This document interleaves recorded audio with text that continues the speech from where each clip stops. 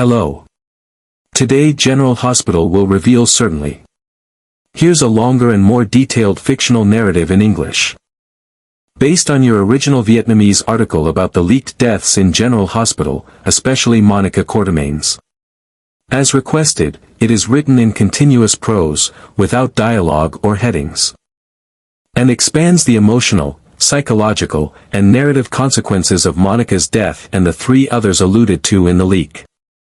After months of carefully placed off-screen mentions, medical conference excuses, and storylines skirting around her prolonged absence, the inevitable moment has finally arrived. Port Charles must now face one of its most devastating losses in decades. Monica Quartermain, a name synonymous with the heart, history, and moral compass of General Hospital, has died.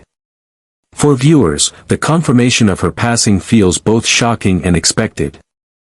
A cruel intersection of grief and closure that stings precisely because it has been so long in coming. The legacy of Leslie Charleson, who embodied Monica for nearly 50 years, is now sealed in both the fictional world of Port Charles and in the collective emotional archive of generations of soap opera fans. Her death marks more than the end of a character. It is the symbolic collapse of a pillar that held up an entire institution, both the hospital she dedicated her life to, and the deeply complicated family she fought so hard to protect and preserve. Monica's death, though foreshadowed by the actress's long absence and the character's recent fictional illness, still tears through Port Charles like a wildfire. The Quartermain estate, once a chaotic but vibrant center of power, wit, and familial dysfunction, now echoes with silence. No amount of preparation can truly mitigate the blow of losing someone who was, for many, the moral epicenter of a tumultuous world. As word of her passing spreads through the town, waves of grief crash over the hospital staff, former patients, and especially her fractured family. In the boardroom, her absence sends ripples through hospital governance, sparking heated debates about succession, legacy, and modernization versus tradition. In the home she once commanded with grace and sharp intellect, old wounds are reopened, buried secrets threaten to surface. And the volatile chemistry of the Quartermains begins to boil over once more. What hurts even more is the sense that Monica died with unresolved burdens, emotional debts left unpaid, and conversations that will now never happen. The strained relationship with her children, especially with Drew, lingers in the minds of those closest to her. Did she ever forgive the betrayals? Did she ever find peace with the countless losses she had endured over the decades? Alan, AJ, Jason, and others who came and went like ghosts haunting the Quartermain halls. With her death, a vital link to the past is severed, leaving younger generations flailing for identity and purpose in the absence of guidance. Ned struggles under the weight of stepping into a role he never wanted to inherit so soon. Brooke Lynn, still trying to carve out a space where her career and family name can coexist without contradiction, now feels the crushing pressure of legacy. Even those who had long drifted from Monica's orbit, Tracy, Olivia, Michael, feel the gravity of her departure in the deepest parts of their conscience. But the tragedy does not stop with Monica. According to the same deeply reliable leak that predicted this development, 3 more deaths are imminent, each one poised to fracture another segment of Port Charles. While the names have not yet been confirmed, the clues are there, and the atmosphere in town has begun to shift, as though Port Charles itself is holding its breath. Some whispers suggest that another long-serving medical professional may be among the next to fall, a doctor with a complicated personal life and enemies on every side. Perhaps someone involved in the recent ethical scandals or who has been carrying the weight of grief too long. Others fear the next death may come from the Quartermain circle itself. Someone whose sudden end could spark conflict over inheritance, hospital ownership, or the fate of ELQ.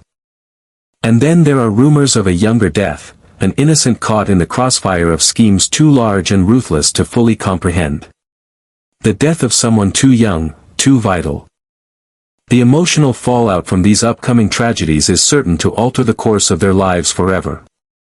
The fabric of Port Charles is fraying, and no one seems to be able to stop the unraveling. Within the walls of General Hospital itself, panic is quietly taking root. A chilling air of dread snakes through the corridors, infecting every department, from the ER to the administrative offices. Staff who once laughed at Monica's firm but fair leadership now find themselves longing for the security her presence once provided. The executive board begins to fracture.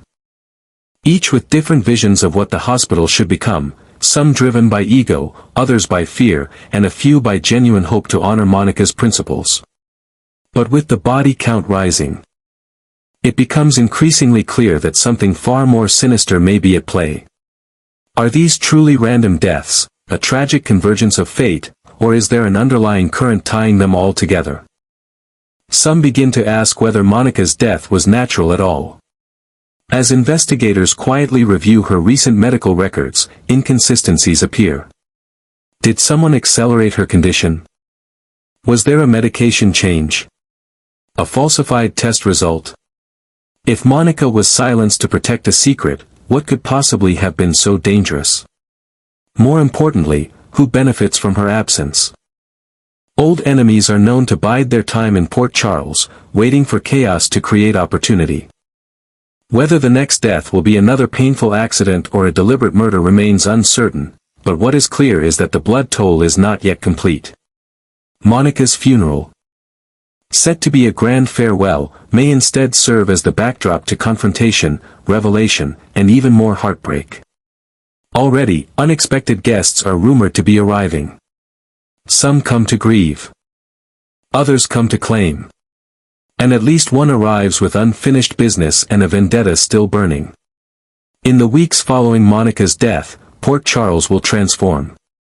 The grief will linger.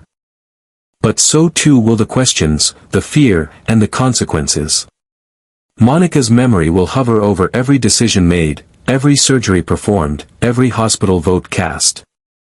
Every whisper in the Quartermaine mansion.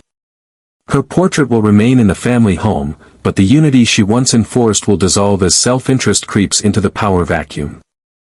And while some will honor her legacy with renewed integrity, others will exploit her absence to rewrite history, sabotage rivals, and climb to heights they never would have dared reach while she lived.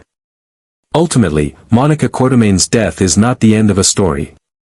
It is the detonation of a time-delayed bomb, sending shockwaves across the entire canvas of General Hospital. Her loss leaves behind not just a void, but a battlefield. Those who survive the next phase of deaths and the chaos that follows will not be the same. They will carry Monica with them, in regret, in memory. They may find that Port Charles still has a way of punishing those who think themselves immune to justice. In life, Monica fought for truth, for healing, and for the soul of her hospital. In death, she may yet become its final conscience, or its first martyr. The emotional storm brewing over Port Charles has not yet reached its peak. As General Hospital prepares to deliver one of its most devastating and yet profoundly moving arcs in recent memory, an arc centered around the death of Monica Quartermaine and a tribute to the legendary Leslie Charleson.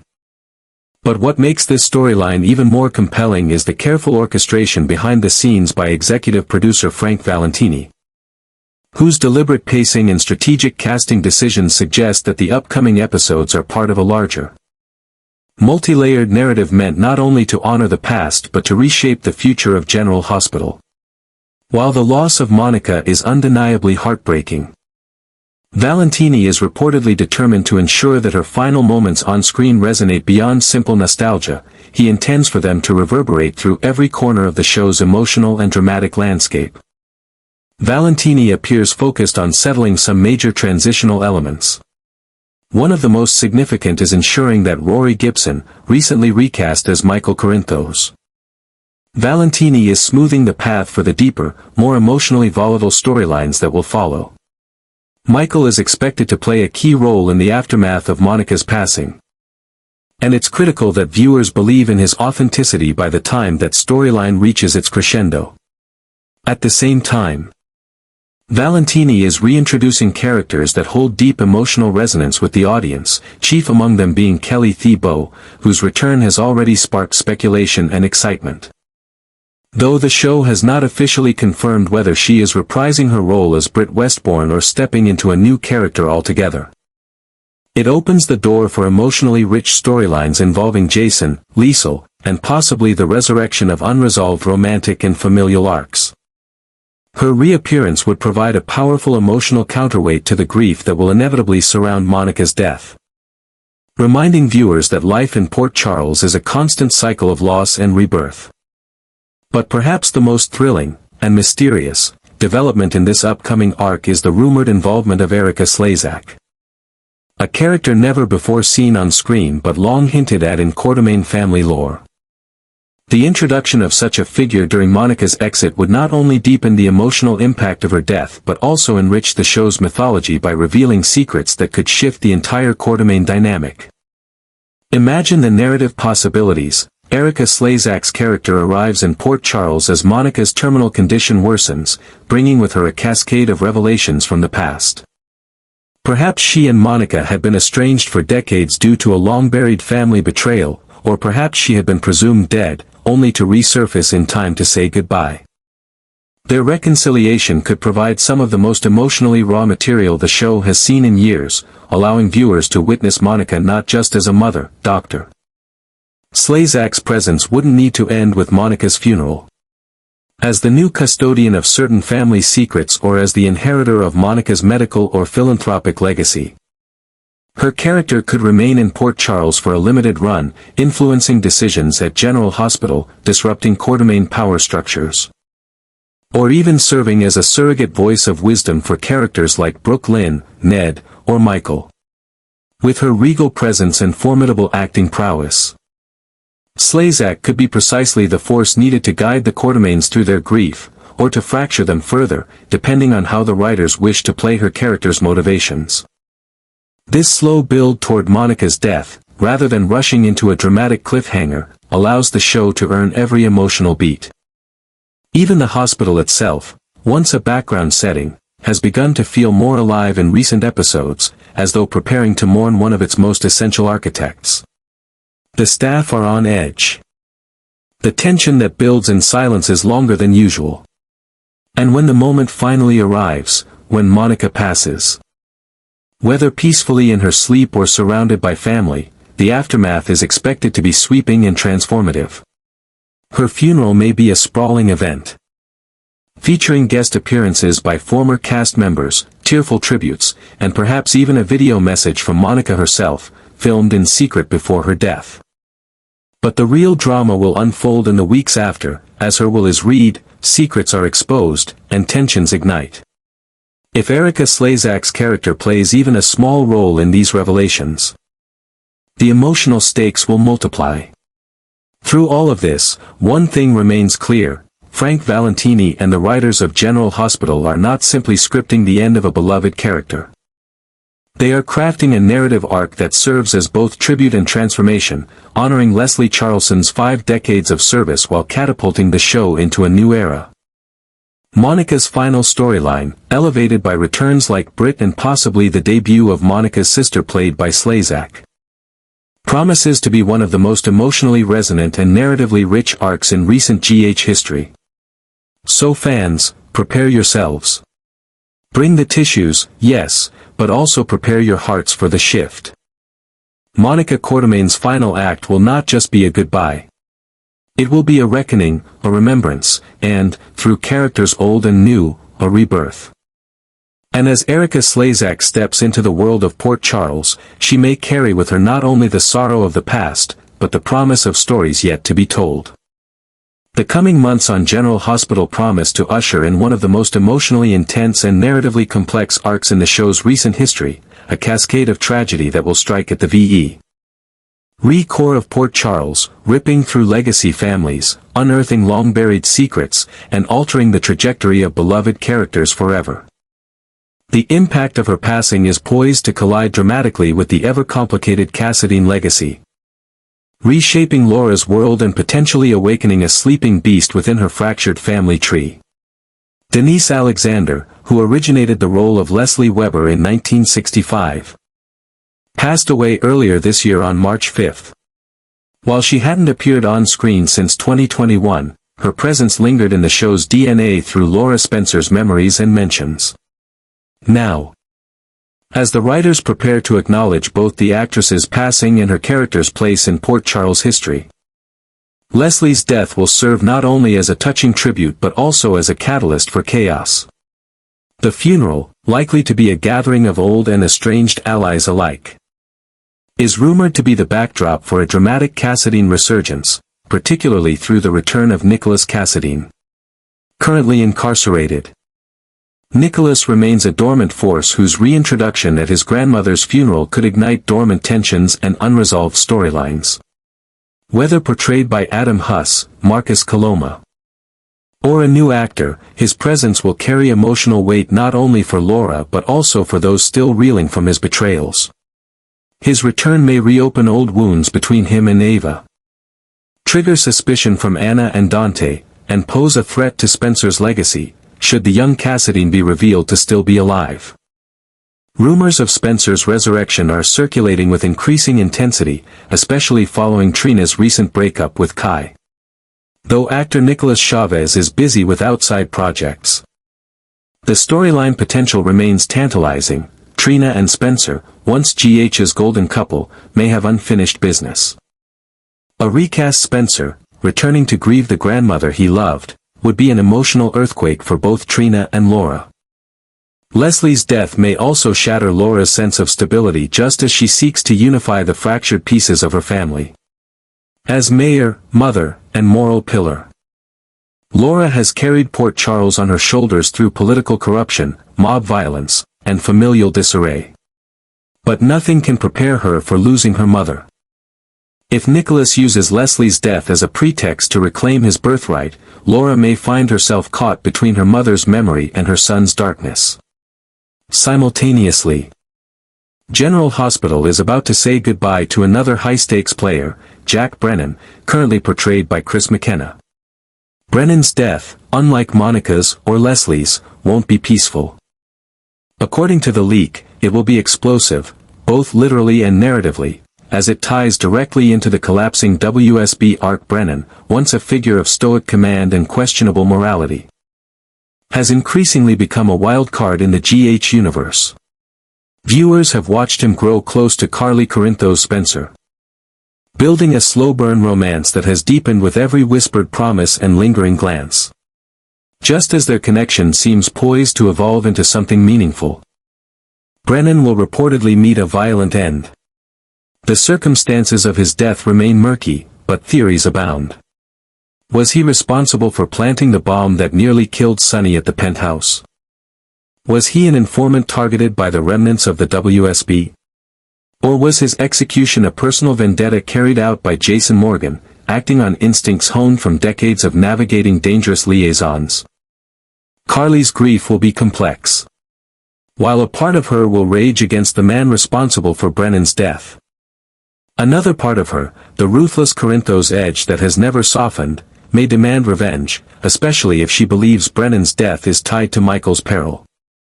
Brennan's demise may also open a void of power within the WSB, paving the way for Vaughn to rise. Strong, calculating, and already suspected of being more than he appears, have begun to suspect that Jocelyn is not just a curious civilian but a fully embedded WSB operative. Their protective instincts clash with protocol. Should they expose her or shield her from the consequences of her actions?